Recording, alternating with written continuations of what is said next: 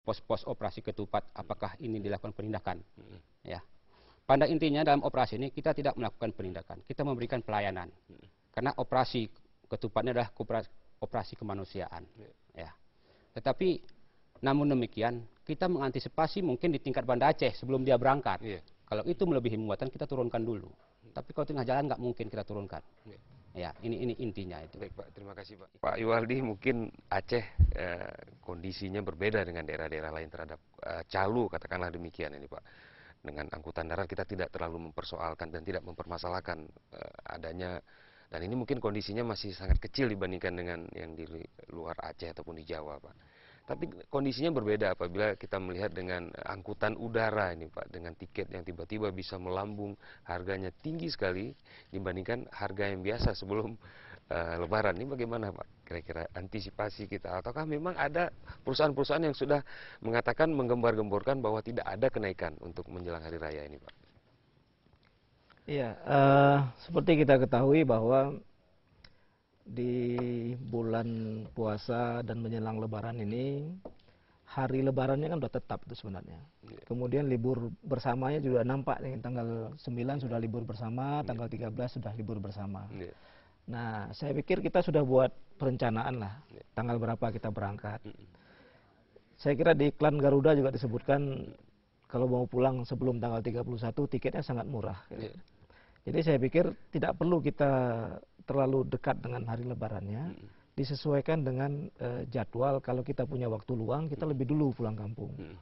Saya kira mahasiswa juga sekarang minggu-minggu terakhirnya sudah nggak mau kuliah lagi, walaupun dosennya masuk, dia udah pulang duluan gitu Pak. Pikirannya udah lain. Sudah lain, kalaupun masuk kelas juga nggak konsentrasi. Saya pikir lebih awal, sehingga kebutuhan tiket itu segera diantisipasi oleh perusahaannya gitu ya, baik itu penerbangan maupun ferry barangkali angkutan umum misalnya begitu ya.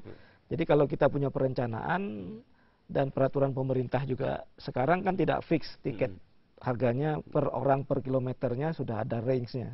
Jadi tidak diizinkan ada tuslahnya.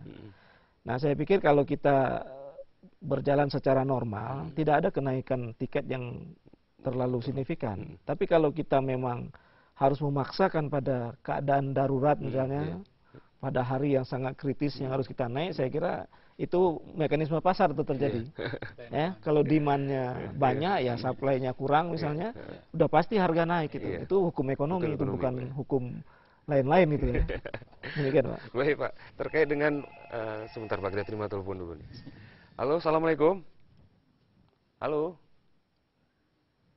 Halo, assalamualaikum. Waalaikumsalam. Ya, dengan siapa nih Pak? Pak Rusli Pak. Pak Rusli di mana Pak? Begini Pak. Di Jenip. Ini suatu kenyataan Pak. Ya. Yang pertama masalah undang-undang lalu lintas. Menurut hemat saya undang-undang lalu lintas itu cukup sangat lama Pak. Menurut hemat saya, dan tidak sesuai dengan perkembangan saat ini lagi Pak. Jadi bagaimana cara... Maksudnya Bapak bisa mengkategorikan, maksudnya di sisi yang mana Pak? Yang misalnya sudah dianggap lama Pak? Misalnya SIM ada, tapi orang mengemudi tiap hari kecelakaan. Ada jalan-jalan yang tempuh. Yang kedua begini Pak, masalah asuransi Pak. Saya mengamati hari-hari itu di masyarakat, bagaimana mengklaim asuransi. Saya tanya begini, begitu. Satu pun, kan, kalau persentase masyarakat secara keseluruhan hampir semua nggak ada Pak. Ini untuk asuransi Pak. Untuk undang Bapak Kepala Informasi Dani, ini masalah angkutan Pak. Itu kan ada angkutan laut di Ulele. Di sana ada banyak kali calo-calo yang lebih peranan. Padahal petugasnya ada, kepolisian ada, tapi dia mau bentak-bentak orang Pak. Nah, betul ini bukan saya katakan belum puasa sini. Jadi cobalah ada pembinaan kepada aparat penjual tiket Pak ya, kapal, sehingga masyarakat tidak dilakukan semena-mena. Terima kasih Pak. Baik, terima kasih kembali Pak Rusli di Jenip. Mungkin ke Pak Suhada dulu nih Pak. Ada masukan bahwa undang-undang lalu lintas sudah perlu ada revisi ini Pak. Apakah perlu sedemikian Pak kira-kira? Ya, sebenarnya Pak apa tadi saya lupa ya? Pak Rusli. Pak Rusli ya. Mungkin Pak Rusli tidak mengikuti perkembangan. Undang-undang lalu lintas sudah berubah dari Undang-Undang 14 tahun 92 menjadi Undang-Undang Nomor 22 tahun 2009. Ini baru 1 tahun. 1 tahun nih Pak. Ya, kita selama ini baru sosialisasi. Nah, ini sudah berubah undang-undang tersebut. Di mana dalam Undang-Undang Nomor 22 ini maka lebih mencakup lagi semua permasalahan yang ada di dalamnya. Contoh seperti masalah denda, ya. Kita mengenal dalam Undang-Undang 14 itu memang denda di dalam pasal itu sampai 3 juta ya, tetapi tidak pernah itu terlaksana. Tetapi di Undang-Undang Nomor 22 ini lebih disederhanakan, ya, di mana di situ antara dendanya antara 250 sampai 1 juta. Nah, ini tergantung kepada pelanggaran yang dilakukan. Contoh seperti tidak memiliki SIM, tidak memiliki SIM dan memiliki SIM tetapi tidak dapat menunjukkan SIM, tapi dia memiliki. Nah, ini kan dulu satu pasal, sekarang berubah.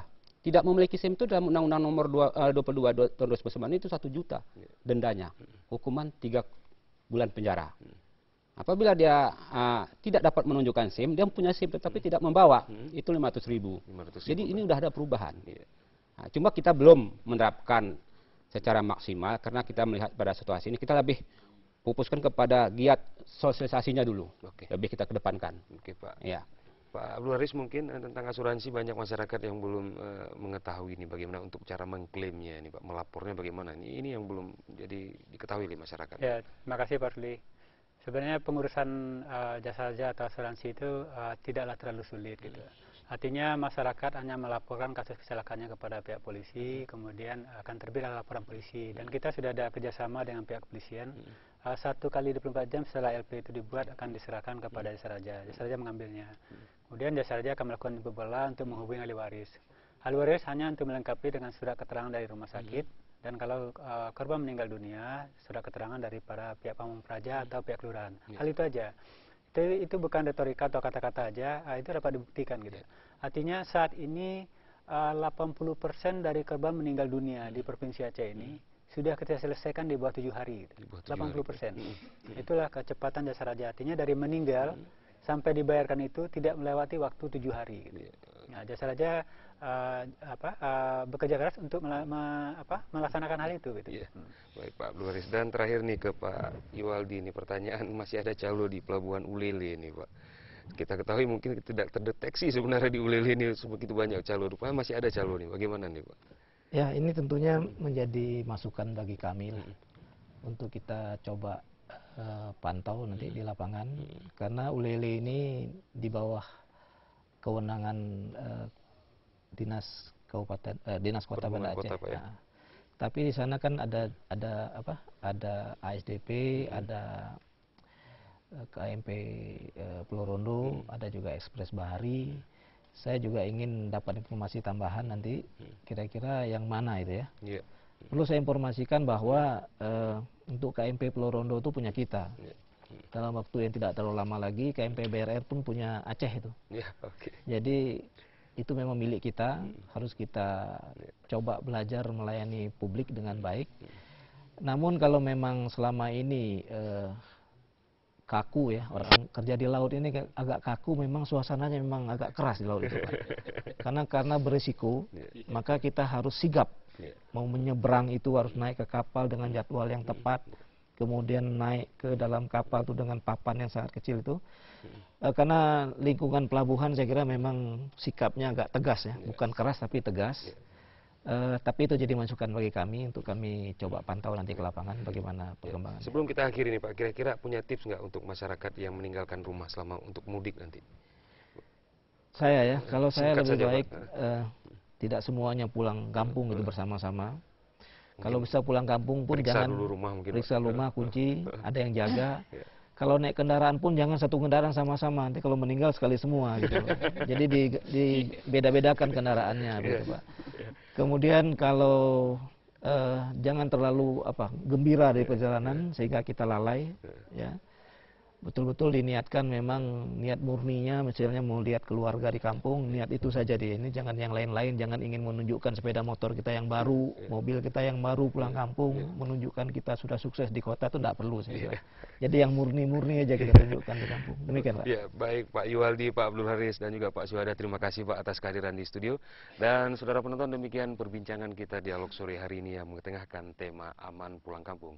Saya tidak menyimpulkan lagi, dan mudah-mudahan bagi Anda Anda yang ingin mudik bisa Anda perhatikan dan juga waspadai terhadap keselamatan lalu lintas Anda. Saya Romi Zuliansyah beserta segenap kerabat kerja yang bertugas mengucapkan terima kasih atas perhatian Anda. Wassalamualaikum warahmatullahi wabarakatuh.